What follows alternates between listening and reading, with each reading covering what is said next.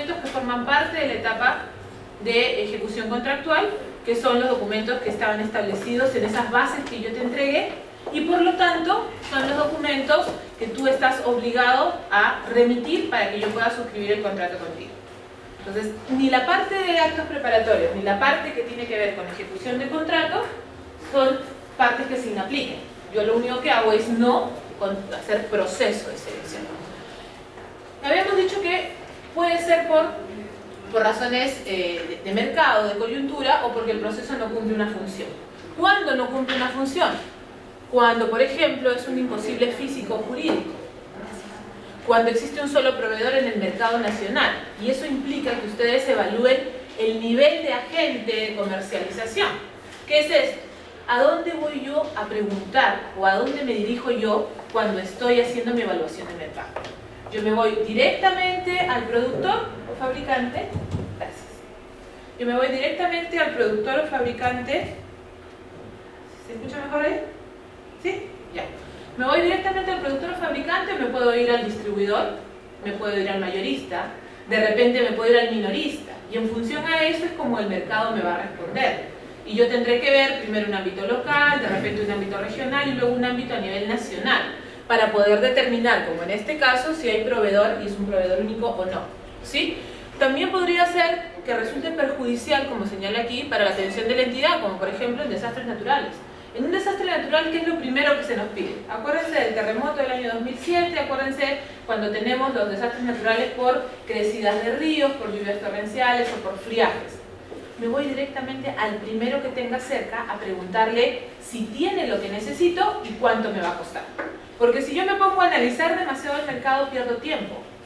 Y ahí también tenemos un tema de política de Estado y de tratar de justificar que no estamos favoreciendo a nadie, sino que estamos comprando dentro de lo que el mercado nos da, cerca de la mejor manera posible. De repente son proveedores que ya conocemos, son precios de mercado relativamente estándar y lo que estamos haciendo es contratar así. Pero yo ya no tengo la posibilidad, carece de función, carece de objeto, hacer un proceso de selección aquí. Y bajo ninguna circunstancia podríamos detenernos a perder tiempo en ese sentido. ¿Sí? Entonces, aquí, ¿qué estamos haciendo? Bajo las circunstancias y el análisis de la coyuntura en la que nos encontremos, estamos sacrificando el principio de libre concurrencia, que es el de pedir información, hacer el proceso, promover que participen varios proveedores, ¿no? Y el de competencia, para privilegiar ¿qué cosa? La eficiencia y la celeridad, la rapidez con la que yo necesito contratar y el hecho de que se haga bien. Entonces, en algunos supuestos, como en este caso, podríamos tener nosotros contraposición de principios dentro de la contratación pública. Pero en la medida que la coyuntura que genera la necesidad esté bien justificada, nosotros podremos, además, justificar el hecho de que nos tengamos que exonerar. Las causales de exoneración, señores, son estas. La contratación entre entidades que no ha sufrido mayor modificación sigue siendo exactamente igual que aquella que se estableció desde la Ley 26850, con las condiciones y características que vamos a ver a continuación. La situación de emergencia que sí ha sido precisada para poder establecer cuáles son las condiciones exactas, la forma en que vamos a tener que regularizar el procedimiento de compra después de ocurridos los hechos, la situación de desabastecimiento, que ha cambiado de nombre en el transcurso de 12 años. Porque con la 26850 nació como urgencia. Los que hayan estado contratando desde esa época o viendo temas de contratación pública se acordarán que se llamaba situación de urgencia. Y estaba la situación de emergencia, que era la otra contraposición, que es la que estamos manteniendo. Luego se llamó desabastecimiento inminente. Ahora se llama desabastecimiento. Pero es lo mismo. Lo que nos están pidiendo ahí es que tengamos cuidado con la programación y ante circunstancias que nos impidan continuar con las funciones de la entidad y que estén debidamente acreditadas, podamos comprar rápidamente solo la cantidad o contratar el periodo de tiempo de servicio que requiramos hasta que tengamos el proceso de selección listo. El carácter de secreto militar o de orden interno, es aquel que le da la facilidad a los organismos públicos que están vinculados a Defensa, al Ministerio del Interior, al Servicio Nacional de Inteligencia, ¿a qué? A poder contratar o comprar aquello que sea necesario y que además está establecido dentro de decretos supremos que señalan la lista de bienes o servicios que se pueden contratar bajo esa modalidad. Y además, en esa circunstancia, tienen un plan anual de contrataciones de carácter reservado y secreto, que solo es conocido por Contraloría y por la Comisión del Congreso que verifica estos temas, y obviamente por la Presidencia de la República, y las compras se hacen con ese carácter, reservado y secreto, y solo se da cuenta una vez que se han comprado. Entonces nosotros no podemos tener conocimiento de qué cosa es. ¿Por qué? Porque dentro de ese tipo de compras, en el mercado, se maneja la reserva de información, de la cantidad comprada, de qué cosa se está comprando, de en qué lugar se está entregando, ¿sí? Porque si no podríamos poner en riesgo obviamente la seguridad. El proveedor único, que trae una gran novedad ahora, y la vamos a ver, y el caso de servicios personalísimos, que por fin ha establecido el legislador que solamente es aplicable a personas naturales, porque antes se aplicaba a personas naturales y a personas jurídicas. Ahora no. Porque cuando yo contrato un personalísimo, ¿qué evalúo? La calidad especial, singular, extraordinaria, la experiencia que tiene la persona como tal. Porque yo lo llamo, por la subjetividad, a pesar de que no deberíamos tener carga subjetiva, la confianza que me genera esa persona, ya sea en un ámbito técnico, en un ámbito profesional, en un ámbito artístico. Entonces, ahí vamos a ver también algunas precisiones que se han hecho respecto de esta causal, ¿sí? Cuando vamos al tema de entre entidades del sector público, ¿qué es lo que me piden para poder evaluar si estoy en un supuesto o no de poder contratar con otra entidad? Lo primero me dicen es, tú tienes que tener en cuenta en tu análisis de mercado, porque sales a tu mercado a mirar, estás en este momento en un proceso normal de evaluación de posibilidades de mercado respecto de la necesidad que tienes que satisfacer. Primero, tus costos de oportunidad. Has evaluado el mercado y qué cosa estás viendo. Que los bienes y servicios que vas a contratar, como estamos viendo acá, puedan ser ofrecidos por una entidad en condiciones más ventajosas que las brindadas, siempre y cuando esas condiciones más ventajosas no impliquen que se está aprovechando de los recursos públicos para ello. Pongamos el ejemplo de cualquier entidad que no sea empresa pública. Ojo, ni de gobiernos locales, ni de gobiernos regionales, ni del gobierno central. Estamos hablando de entidad excluyendo en este caso a las empresas del Estado, sea cual fuera su naturaleza. No es una empresa, es una asociación sin fines de lucro, ¿sí? Porque así es como surgen las universidades. Pero aquí hablamos de empresas, básicamente. ¿Quiénes? Petroperú, Sedapal, empresas, por ejemplo, como las empresas municipales en provincia, que están destinadas, por ejemplo, al tema de servicios públicos, de limpieza, o el tema de agua, por ejemplo. La SEDA Huancayo es una empresa pública, a nivel local, pero es pública. Hay empresas regionales también, y las empresas a nivel de gobierno central. Ninguna de ellas es posible de ser considerada en este caso, ¿sí? Pero dejando de lado a ellas, podemos tener municipalidades, podemos tener ministerios, podemos tener entidades que de repente por algún motivo cuentan con un espacio dentro de lo que es su local institucional. Hay entidades que a veces tienen pisos libres dentro de sus edificios o sus locales institucionales. ¿Y qué hacen? Los pueden ofrecer en alquiler. Y si otra entidad pública necesita alquilar un espacio, ve el mercado y de repente se encuentra con que un gobierno regional o una entidad pública cuenta con un piso completo para ser alquilado. Si eso es así, primer tema de costo de oportunidad y de ventaja. Yo solamente te puedo, o sea, yo te voy a cobrar, digamos, el costo básico o mínimo que necesito, va a ser un ingreso más para mí, pero no te voy a cobrar excesivamente. De repente estamos en Miraflores o en San Isidro y el costo de alquiler por metro cuadrado es sumamente elevado. Esta entidad le dice, yo te voy a cobrar menos, porque no tengo, o sea, lo tengo vacío, no lo estoy utilizando y te lo puedo entregar, igual voy a tener ganancia con lo que te voy a dar. Segundo, el tema de eficiencia y viabilidad técnica para satisfacer la necesidad. ¿Qué cosa tenemos que evaluar aquí? Básicamente, que cumplan con los requerimientos y características técnicas que yo estoy pidiendo. Entonces, si el espacio que esta entidad pública me ofrece es el que yo necesito por metraje, por ubicación, por acceso, estaríamos dentro de los términos. Yo no tendría que forzar la figura para encajar dentro de lo que él me ofrece, sino para ver que efectivamente satisfaga mis requerimientos tal cual han sido planteados. Y por último, que no se contravenga el artículo 60 de la Constitución. ¿Qué dice el 60 de la Constitución? Que el Estado realiza actividad empresarial o actividad económica subsidiaria, ¿sí o no? ¿Qué significa eso? Significa que yo voy a entrar a ofrecer servicios cuando no haya oferta suficiente en el mercado. ¿Se acuerdan de TAMS? De la línea aérea.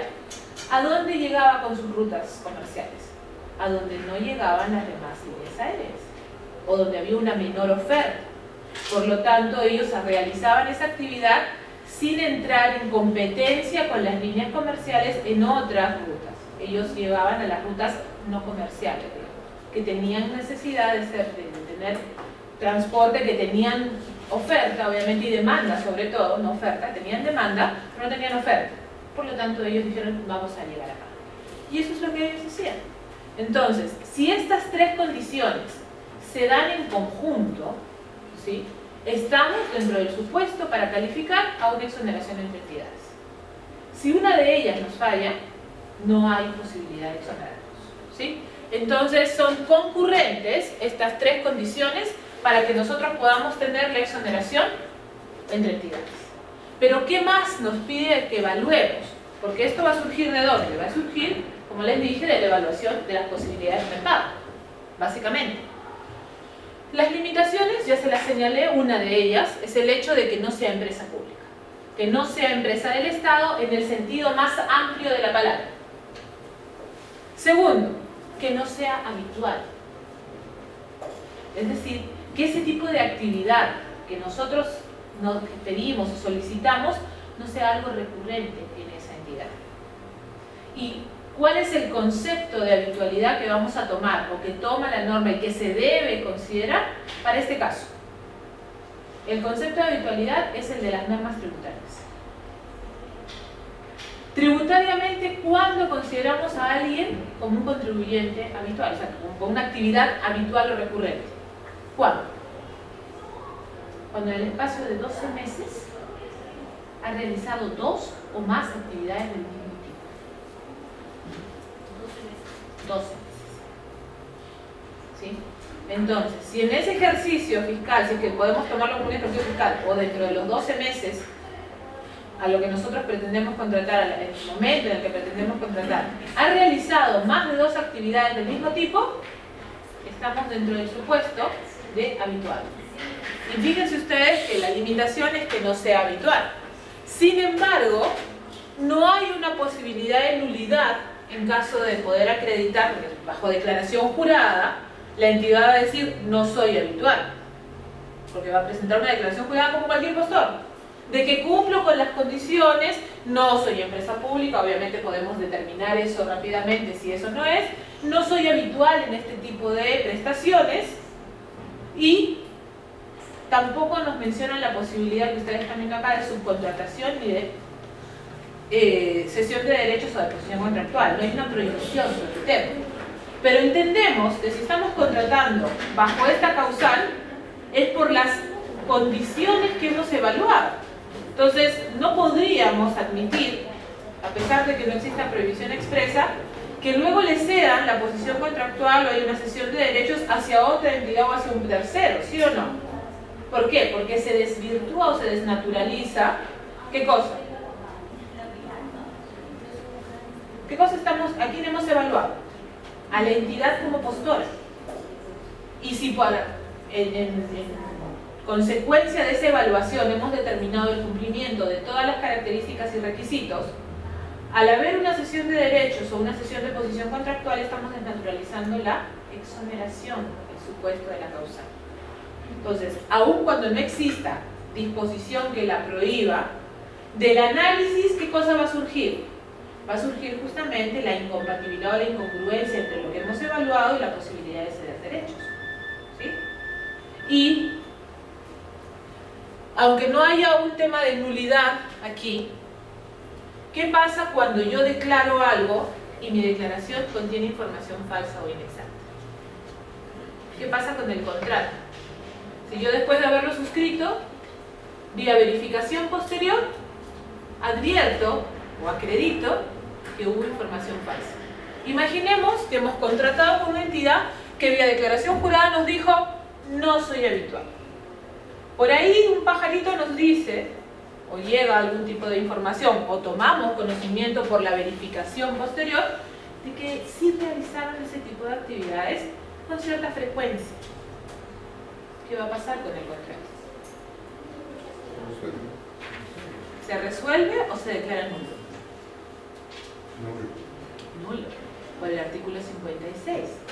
Nos vamos al 56 de la ley y nos vamos a ver la disposición que dice que luego de suscrito el contrato, si por verificación posterior encontramos información falsa, entonces nuestro contrato es nulo. Entonces, aun cuando no haya una disposición que dice que es nulo de pleno derecho, por el simple hecho de ser habitual, al haber presentado declaración jurada con datos falsos o inexactos, ya estamos dentro del supuesto que nos permite declarar la nulidad de ese contrato. ¿Sí? ¿Y qué va a pasar? Ustedes han revisado las disposiciones vinculadas a sanciones con las modificaciones de la ley del reglamento. Bueno, les cuento que ahora puede el Tribunal de Contrataciones sancionar entidades y la sanción es económica. Entonces, bajo una circunstancia de ese tipo, tranquilamente, si se resuelve si se declara nulo el contrato, se remite al Tribunal de Contrataciones, pone en conocimiento para que tome las medidas pertinentes y exista la posibilidad de sancionarlo económicamente. Entonces, bajo esas condiciones, tenemos que tener mucho cuidado con el análisis, es posible hacerlo, pero consideremos toda la información previa que hay que evaluar. ¿Sí? Un artículo ahí, el nulo. Ah, el 56. A ver. 56 de la ley.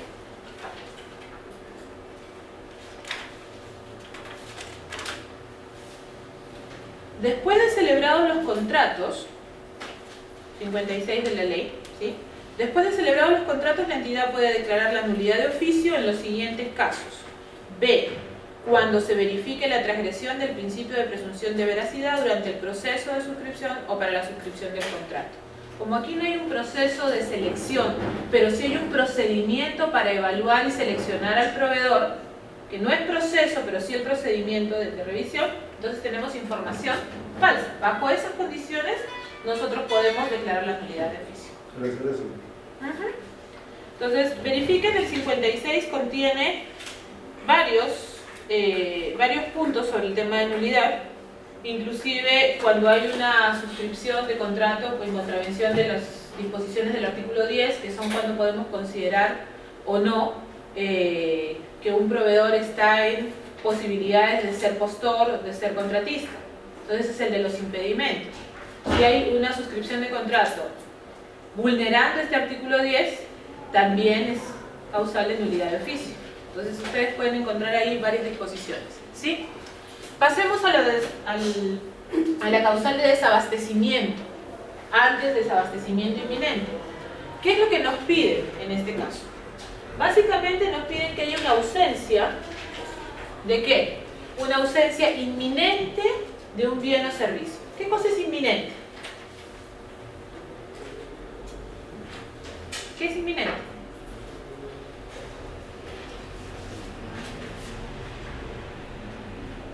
Próximo, a punto de darse, ¿sí?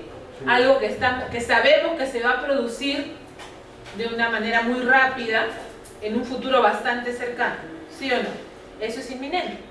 Entonces, la ausencia inminente de un bien o servicio debido a la ocurrencia de una situación extraordinaria o imprevisible. Es decir, que la diligencia debida de los servidores públicos, de los empleados públicos en este caso, nos tiene que llevar ¿a qué? A que los procesos de selección que se vayan convocando puedan empalmar medianamente o meridianamente bien ¿con qué? Con los contratos que están culminando o se puedan lograr o se puedan concluir dentro de los plazos previstos para poder satisfacer necesidades y empezar a ejecutar los contratos siguientes, ¿sí?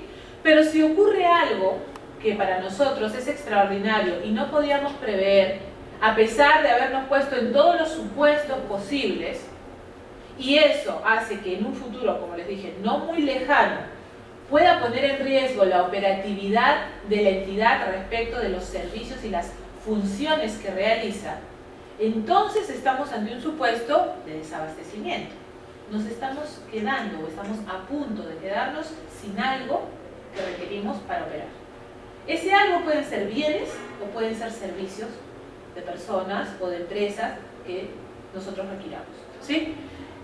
Y lo que nos dice después es que deben comprometer, como les estoy indicando, de forma directa e inminente además, ¿qué cosa? La continuidad de funciones, servicios, actividades u operaciones de la entidad o que ésta tenga a su cargo.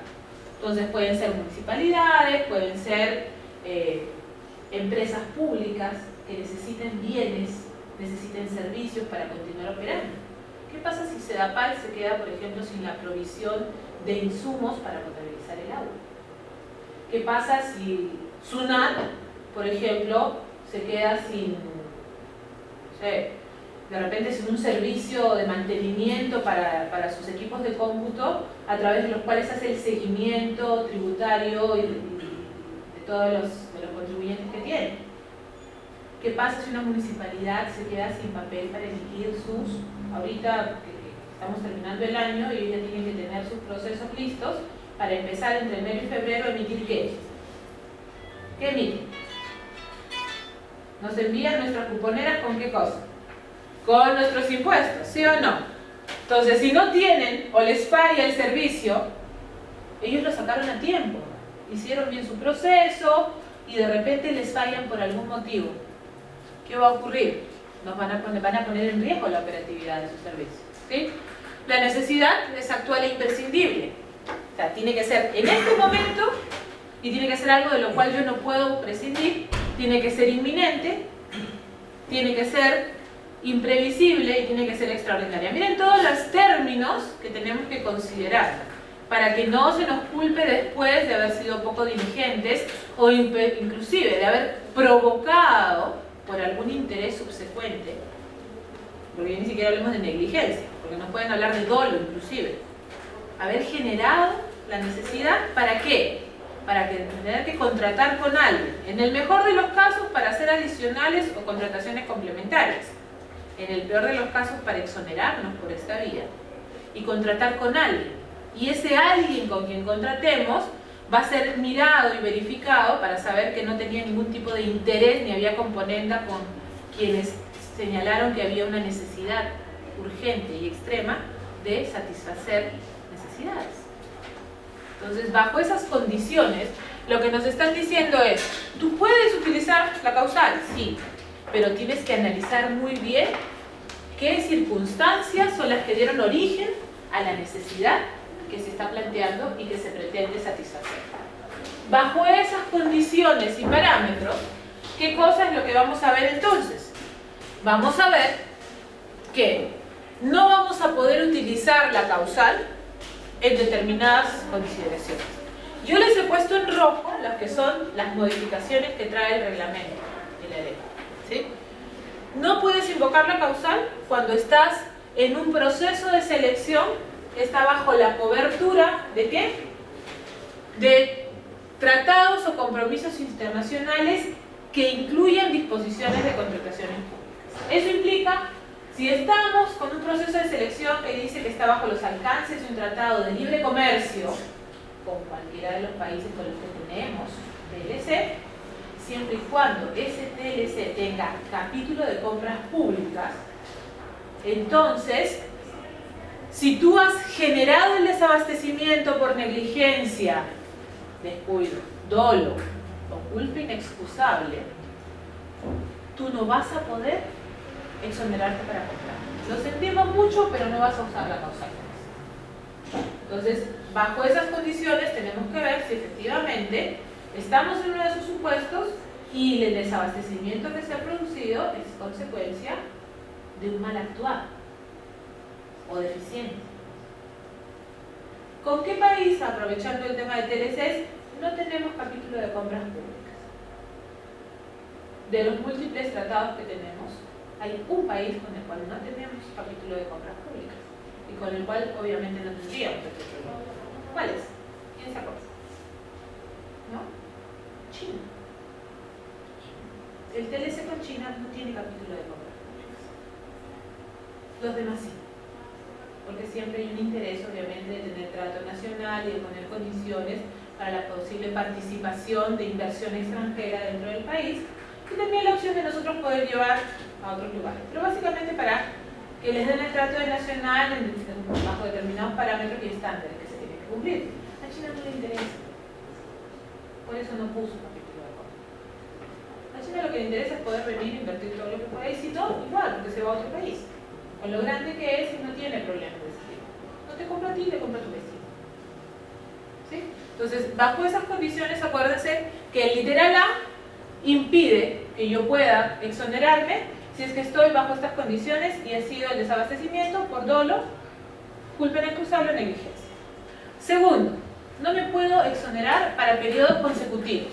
Es decir, ya caí en una exoneración por alguna circunstancia extraordinaria e imprevisible que ya se agotó y sin embargo necesito exonerarme nuevamente porque aún no concluyo con mi proceso de selección y sigo teniendo necesidad de poder solventar y satisfacer y cumplir mis metas, sobre todo, mis instrucciones. ¿Cuándo se da esto, por ejemplo? Cuando ustedes tienen una declaración de nulidad, por ejemplo, tienen su proceso de selección, en el proceso de selección han ido evaluando, de repente ha llegado a observaciones, el periodo de observaciones se solicita que sea elevado para pronunciamiento. ¿Quién me va a los pronunciamientos? El OCE, ¿verdad? Entonces, el OCE se pronuncia y dice, declaren la nulidad y retrotraigan hasta una determinada etapa porque hay vicios imposibles de salvar y por lo tanto tú tienes que volver a hacer todo el procedimiento. ¿Hasta dónde te llevan? Podrían llevarte hasta la etapa de elaboración de bases, podrían llevarte a la etapa de presentación, perdón, de convocatoria de repente. Entonces tú vuelves a empezar con tu proceso. Miren, ¿hay un retraso? Sí hay un retraso. ¿De cuánto tiempo? De repente de un mes, de repente casi 2 meses. Dependerá de hasta qué etapa se retrotraiga, en el ejemplo que les doy. ¿Qué implica eso? Que ustedes ya tienen un mes de retraso, ¿en función a qué? A la posible fecha de suscripción de contrato y empezar la ejecución de las prestaciones. Eso genera, ¿era algo previsible? Probablemente no. Sin embargo, van a tener que buscar a los responsables de que se haya generado ese problema. Ustedes tendrían un primer argumento para poderse exonerar vía causal de desabastecimiento. Hemos tenido un problema, se ha declarado una nulidad, el OCE nos ha señalado la obligación de declarar la nulidad y retrotraer hasta la etapa pertinente. Tenemos un mes de atraso. ¿Qué hacemos? Como les dije primero, miren, si su contrato aún está vigente, planteen adicionales hasta el 25% del contrato original. Si su contrato ya fue en materia de adicionales, ya no lo van a poder hacer. Imaginen que su contrato ya terminó y están dentro de los 3 meses siguientes. Podrían hacer una contratación complementaria, porque les permitiría contratar hasta un 30% por una única vez, mientras, ¿qué ocurre? Mientras termina su proceso de selección, porque esa es la condición, como van a ver después con el toqueteo. Si aún así no pueden hacer nada, se exoneran. Si ya se exoneraron, continúa su proceso de selección, llegan al otorgamiento de la buena pro y uno de sus postores apela. ¿Pasa o no? Apeló y se fue al Tribunal de Contrataciones. ¿Cuánto tiempo va a estar en el Tribunal de Contrataciones? Cuando menos 2 meses. Ya tienen 3 meses de atraso. ¿Esta es una causal diferente a la que ocasionó la primera exoneración? ¿O no? Sí. Bajo ese supuesto, sí se podrían exonerar consecutivamente, pero no argumentando el mismo supuesto de hecho que dio origen a la primera exoneración. Entonces, ¿qué cosa nos dice? No puedes exonerarte pero periodos consecutivos, salvo que, de al salvavidas, ocurre una situación diferente a la que motivó la exoneración original. Bajo estas condiciones, y el ejemplo que les di, son 2 temas distintos, son 2 circunstancias diferentes. en cuyo caso la entidad es responsable de verificarla, sustentarla y aprobar la exoneración.